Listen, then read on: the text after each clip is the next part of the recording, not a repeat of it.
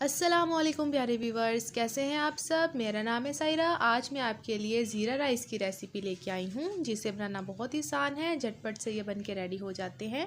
तो चलें वीडियो को स्टार्ट करते हैं। सबसे पहले हम गैस ऑन करेंगे, फिर एक बर्तन लेंगे।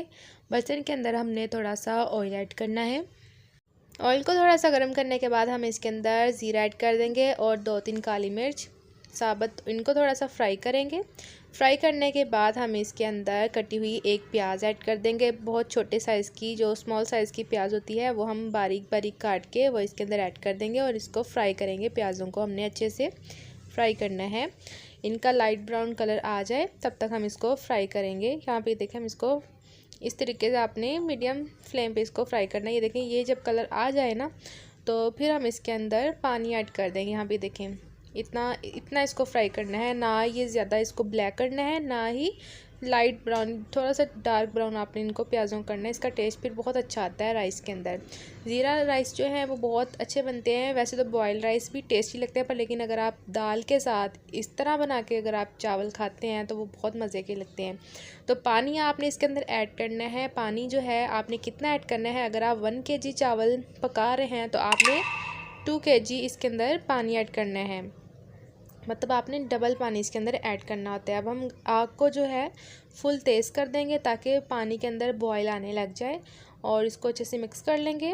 फिर आपने अपने टेस्ट के मुताबिक इसके अंदर नमक ऐड करना है। यहाँ पे मैं अब नमक ऐड करूँगी तकरीबन 1 टेबलस्पून।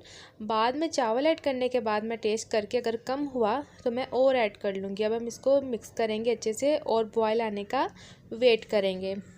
यहाँ पे देखिए, पानी को बॉयल आना शुरू हो चुका है। तो अब इस टाइम पे आके हम आग को थोड़ा सा स्लो कर लेंगे और इसके अंदर चावल ऐड कर देंगे। चावल को मैंने 20 मिनट पहले भिगो के रख दिया हुआ था, तो आपने भी इसी तरह ही चावलों को पहले भिगो के रख देने हैं।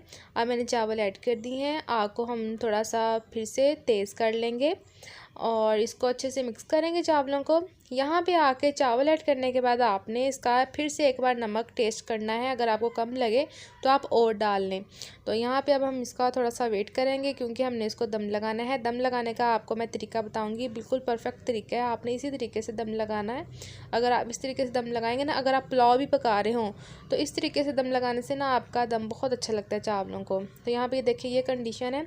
जब इस तरह चावल ऊपर ऊपर आपको नज़र आने लग जाए तो इस टाइम पे आके आपने इन चावलों को दम लगा देना है। तो ऐसे चावल जो हैं वो हमारे बहुत अच्छे खिले खिले से बन के रेडी होते हैं। तो अब जो है हम इसको कवर कर देंगे। कवर करके तकरीबन 20 मिनट के लिए हम इसको दम लगाएंगे, और 20 मिनट्स के बाद जो है वो हमारे राइस बिल्कुल बन के रेडी हो चुके होंगे। अब हम आग को बहुत स्लो कर लेंगे। ये देखें, आपने आग को बिल्कुल इतना स्लो कर लेना है, बहुत स्लो सा।